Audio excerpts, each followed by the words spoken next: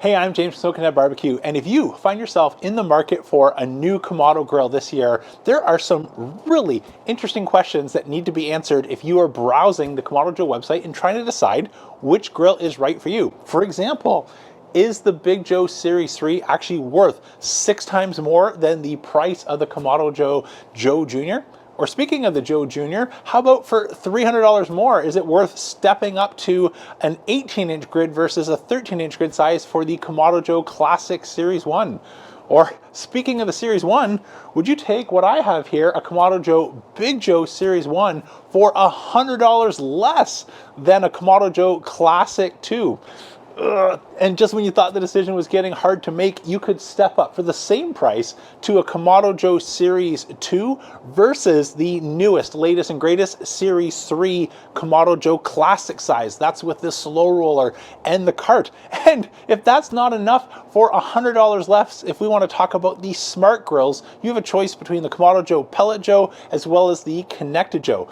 Let's help make sense of all this as well as what I would pick for your exact use cases if I was in the market in 2024. Over the years, I've had the opportunity to either own or test every new Kamado Joe model that is currently available in the lineup. Grills like my Big Joe Series 1, 2 Classics, or my Joe Jr. I'm a customer. I've gone out and bought on my own, or I've been fortunate enough, like my Series 3 Big Joe, the Pellet Joe, and the Konnected Joe, to have access to testing units from Kamado Joe. The side benefit of having a YouTube side hustle is I get to play with these grills. And since I have hands-on experience both as a consumer as well as getting access to units that I might not otherwise buy, I put together this comprehensive guide to help answer a couple questions that come up. First, what about the differences between Series 1, Series 2, and Series 3 grills? Then we've got to break apart some of the size differences, everything from the Junior, the Classic, and the Big Joe. In recent years, there's additional choice where we have smart grills. So Kamado Joe has 2 options, the Kamado Joe Pellet Joe as well as the Konnected Joe. And I'm going to break all this down and try and provide a bit of a rubric to help make sense and you pick the perfect grill for you. The perfect grill that's right for me might not be right for you. So depending on the size of your family, what you're cooking, how often you're doing things like brisket versus steaks, ribs, I'm going to try and make sense of all of that to help make sure you have confidence. If you decide to invest some of your hard-earned dollars in a brand new grill in 2024, you get the right one for you and your family. So let's get started on the most popular question I get, which is Series 1, Series 2, Series 3. Now, I'm guilty of this as well, where I bring a consumer electronics mindset to Kamado grills. And this is just not true. If you kind of hear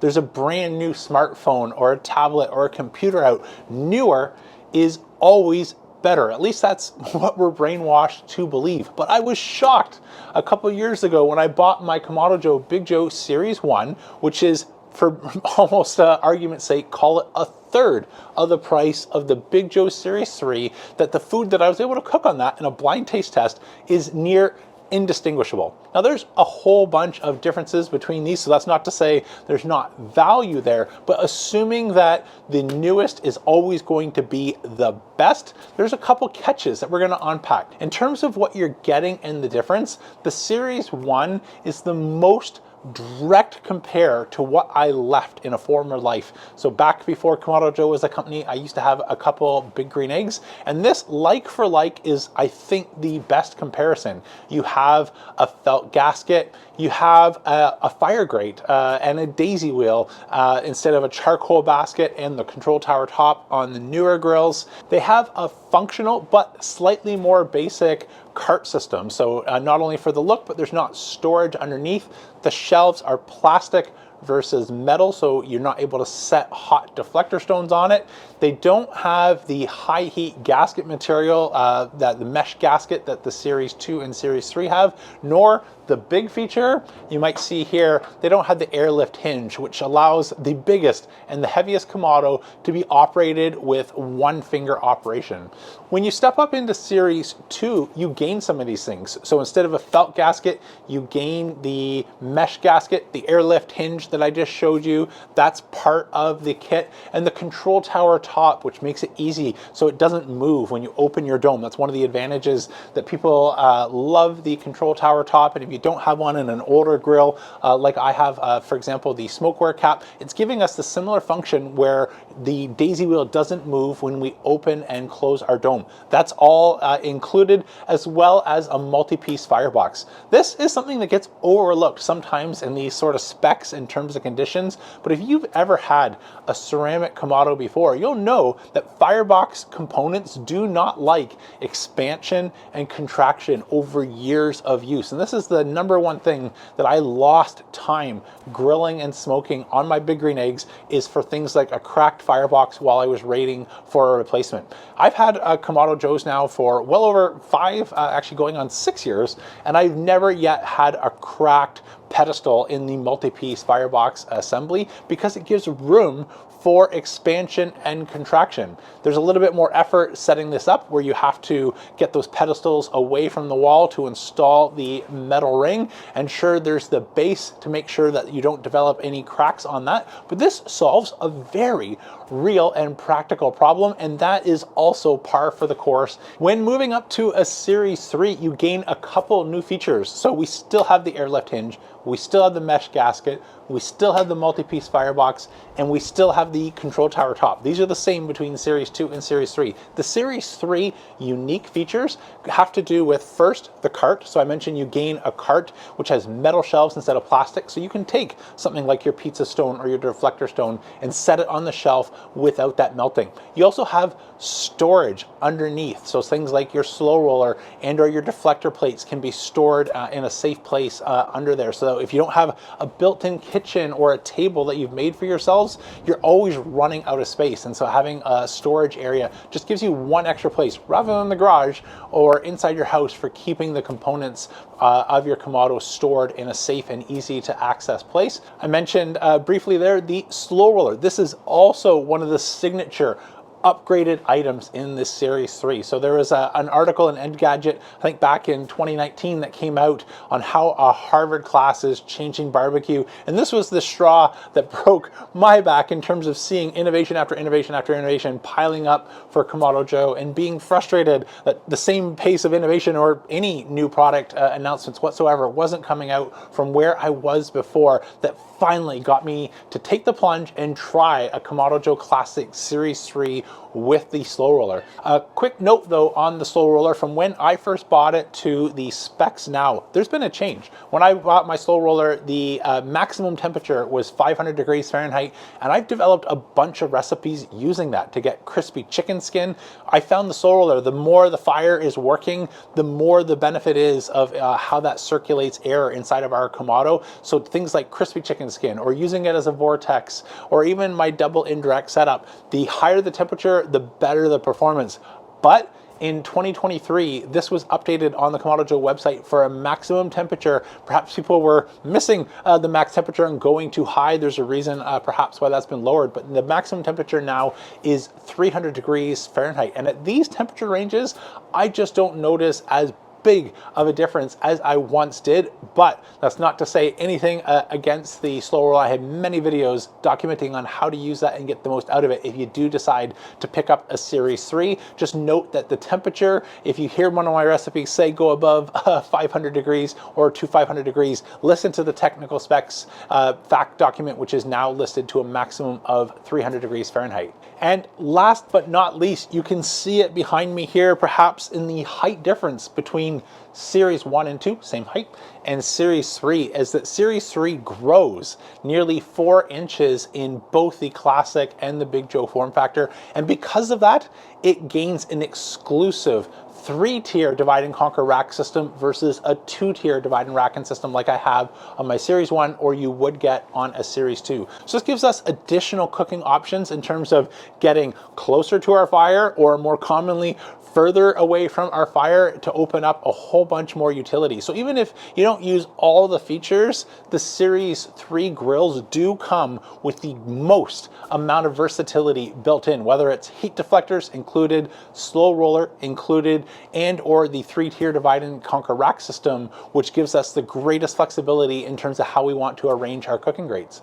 If you have a little bit of FOMO though, and you're listening along and said, I got a Series 1 and a Series 2, and James, I heard you say earlier the food doesn't taste that different, and I'm interested in the Series 3 rack system, just know, as long as you're not using the slow roller with that, I've tested the Series 3 rack system in my Series 1, and it fits just fine. Now it puts the top grate level above where the gasket line is, but if you're interested in just gaining a little bit more versatility without going the complete cost of going from a Series 1, Series 2 to a Series 3, you can achieve this with the newer rack system inside of your current Joe, and or if you do decide to splurge and get yourself a brand new grill, I'm the last person that will throw stones in a glass house. Next, let's go through the physical shape, the dimensions, the different names. You hear the Joe Jr. at the smallest, the Classic Joe as the middle size, or behind me in a twin form, the Kamado Joe Big Joe size.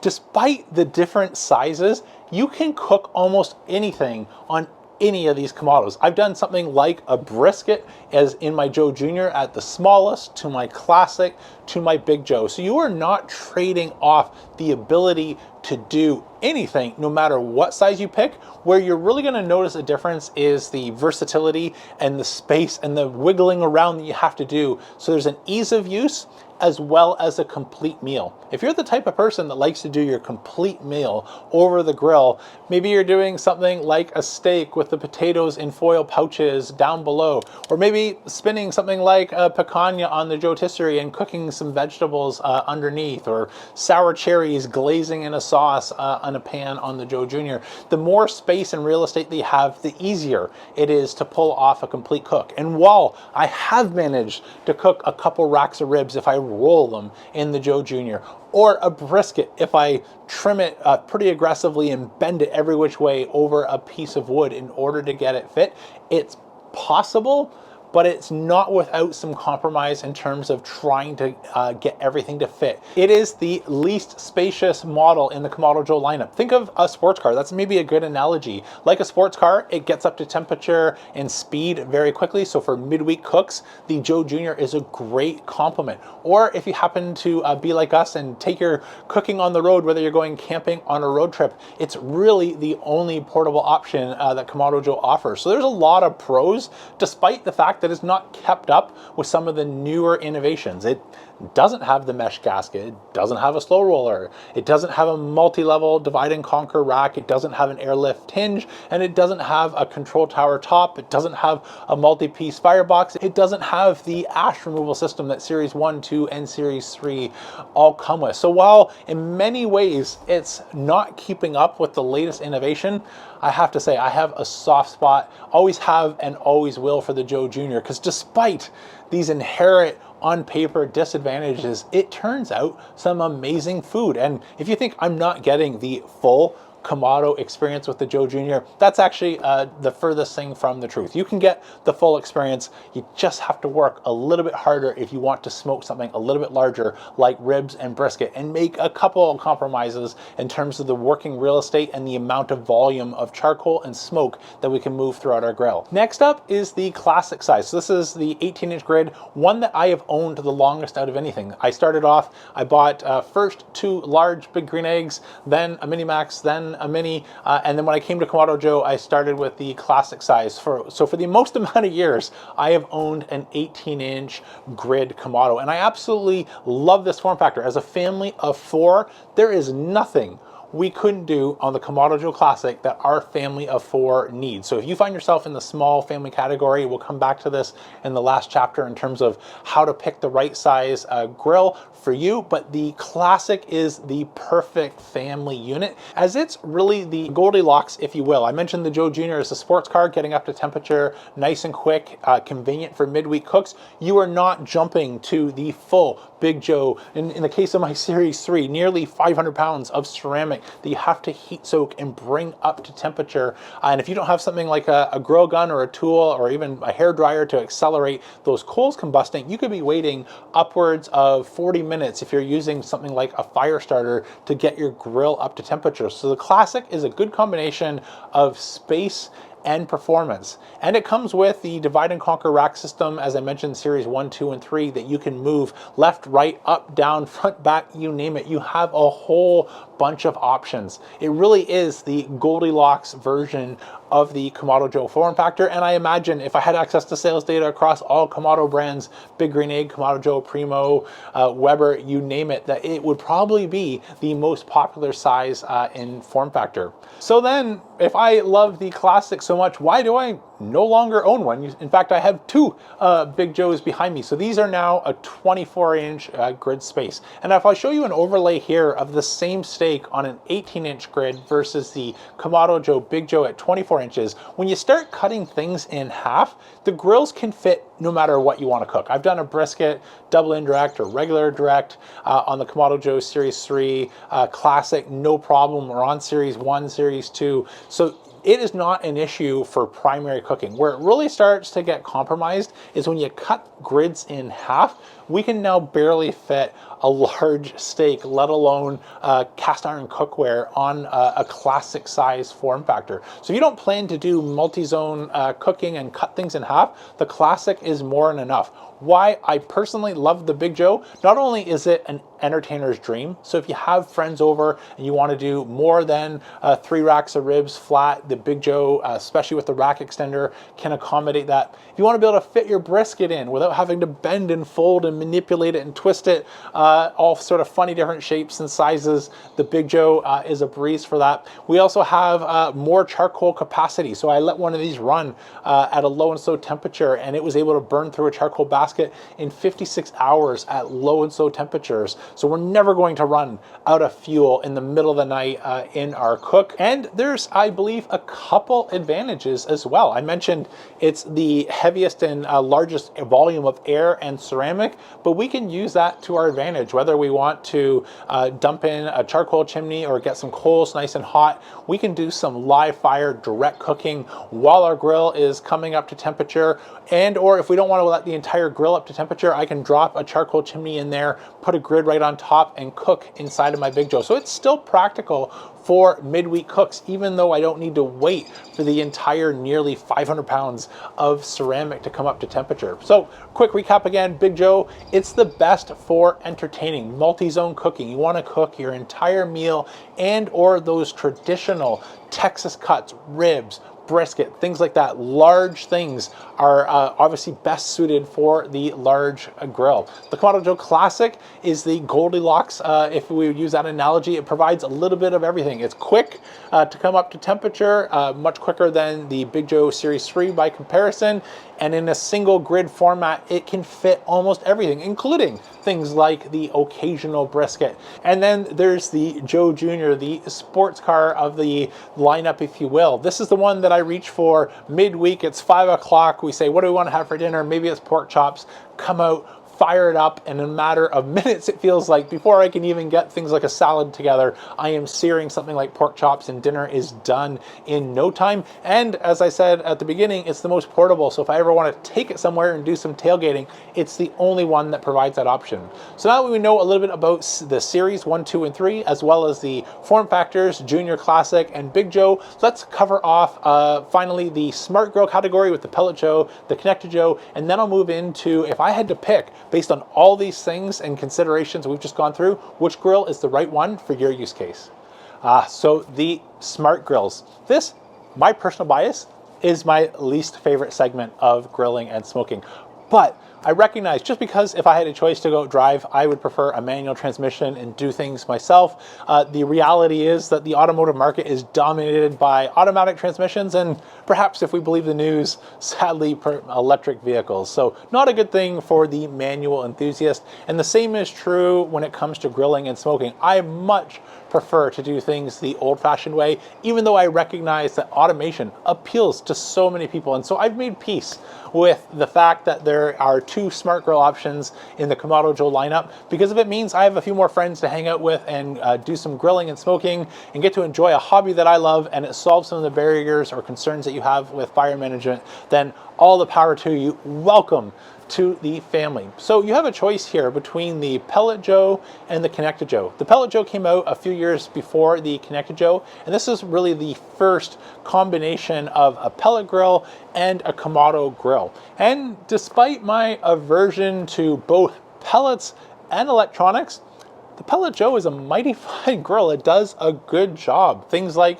pizza, I've done it with the Dojo, or chicken, a very mild smoke. There's only a few knocks that I have against it, which is my favorite accessory. So one of my all-time favorite accessories on any Kamado and live fire cooking is the Jotisserie accessory. This just unlocks a whole new world of flavor, and the Pellet Joe does not support that because the base sits so close to the grill that there's not room for the rotisserie motor to fully be able to spin something like a chicken. So outside of my favorite accessory, it's also susceptible to what all pellet grills are susceptible to, which is the power goes out. So when the power goes out, there is no dice. There's no ability to continue to feed pellets and use this in a manual operation setting. So flash forward a couple years, and this is where the Konnected Joe has come out, and it provides the best of both worlds. So not only is it completely automatic, so there's an automatic fire starter to bring our coals up to temperature, there's a fan to take over and run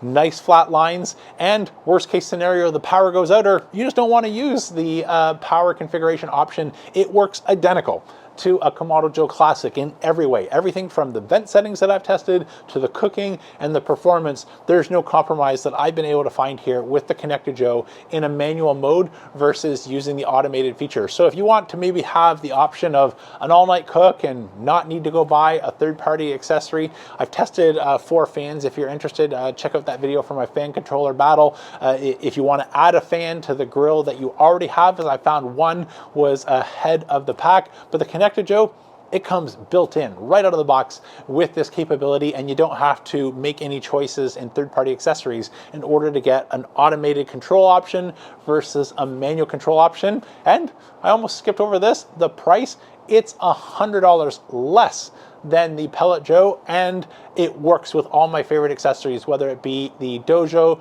the slow roller, and or most importantly for me, the Jotisserie. So which should you buy? We've covered a lot of ground. So now let me try and give you some decision-making criteria to help you make up your mind. Because again, what I said earlier, what's right for me may not be what's right for you. And there really is no wrong answer, but this is about making sure you find the right match for your lifestyle. So if you are a single person or a couple and you're only doing midweek cooks, it'd be hard to say you need anything more than the Joe Jr. Likewise, if you are someone who wants to do cooking on the road, go down to the beach, you have a friend's cottage, you want to do some tailgating, as the only portable option, the Joe Jr. is where I would lean for. And my 2 favorite grills, by the way, if you're going to ask, might as well cover that in the comments, they're sitting right here. So $4.99 US for the Joe Jr., $11.99 for the Big Joe Series 1. I just think these are 2 amazing values. But enough about me, this is about you, and I promise to help you make sense of the lineup and pick the perfect grill for you. So coming into the series, I think really I would start, depending on where your budget falls, and this is not to say there's not full value in the Series 3 where you gain the space, but there is a price premium to go for that. And I would really just say, are you going to use the space and that extra versatility for your cooking style? If the answer is yes, by all means, look at the Series 3, whether it's in the Classic size or the Big Joe size. If you want some versatility, but you said budget is a concern, well, you don't have the extra height of a Series 3 with the Big Joe Series 1, this is $1,000 less than a Classic Series 3, and because it gains space left to right, front to back, you can still get away with that versatility on a more flat arrangement than a vertical arrangement. So it doesn't always have to be versatility means just a Series 3 versus a Series 1. So the Kamado Joe Classic is something that I would pick. So I mentioned the Joe Jr. is the midweek champion as well as the portability champion. The Kamado Joe Classic is what I would pick if I was a couple or a small family, and maybe you cook an occasional brisket or occasional ribs, but the big sort of Texas meats aren't something that you do more often than once or twice a year, I don't think there's really anything that you could throw at a classic form factor that you won't be satisfied, and I shouldn't say satisfied, blown away with what you're able to cook. It's really only if you start entertaining larger groups, if you're doing a bunch of steaks or a bunch of appetizers, a bunch of ribs, where the space runs out really quick. And that's where I would say look at the Big Joe. So the Big Joe is the entertainer's dream. So whether you're cooking lobster tails, steaks, you want to spin chickens on the rotisserie, make pizzas on the dojo, fit in a full brisket or full ribs, and or go for the multi-zone cooking, that would be where I would go, is if you needed the extra space and you're doing those larger cuts. Maybe you do a couple briskets a year, a couple racks of ribs a month or something like that. If you start to find yourself in this frequency, then I would step up to the Big Joe size. Now, in terms of making your mind up for Series 1, 2, and 3, Series 2 is probably the best all-in value. I mentioned some of those modifications that you have to make. Series 2 does a bunch of this for you. It comes with the gasket, comes with the control tower top, comes with a multi-piece firebox, comes with the airlift hinge. And so that's an important thing I skipped over here. I mentioned earlier, the airlift hinge is one finger operation on Big Joe Series 3. I am not going to have that luck on Series 1. So it's spring assisted and I'm able to manage this. But if you have smaller children that are going to be cooking with you, or you're not comfortable lifting a heavy dome, the Big Joe Series 1, you will notice the biggest amount of effort to get that dome up and stored in the spring assisted position versus the airlift hinge. So in addition to the versatility of the form factor, I would let some of those creature comforts help you decide between Series 1, Series 2, and Series 3. I'm normally not lifting behind my head with one finger, and so I have no problem, again, for $11.99. I think this is the single best value deal in the Kamado Joe lineup. And I don't know how long Series will continue, but if I was out buying in the market today, this would be the one that I go for $11.99. The space, the ability to add accessories that I love, whether it be the dojo, the rotisserie, or the soapstone. Buy all of those and still have money in the bank compared to going for the all-in-one solution. If you don't want to think about picking up all those little added bits and accessories and having to tinker with it, and you want everything to come with the warranty from Kamado Joe, well, then the answer is easy if you look at the Series 3, is everything is integrated. The best cart, the best versatility in divide and conquer rack system, the most options out of the box from heat deflector with the slow roller, as well as the deflectors included. This is the most versatile, and if versatility is what matters to you most, then you can do no wrong looking at Series 3. I hope that you found this useful. If you have any questions that I forgot to cover and you don't want to sort of wait or try your luck in comments, jump into my next Members Live. We go live once a month, and you can ask any question that's on your mind in a real-time format versus these pre-recorded videos. And that's where some of these videos and topics and ideas come from, is members asking questions in a previous session. The link is down below. Otherwise, I'm James from Konnected signing off. And remember, don't be afraid to fire it up.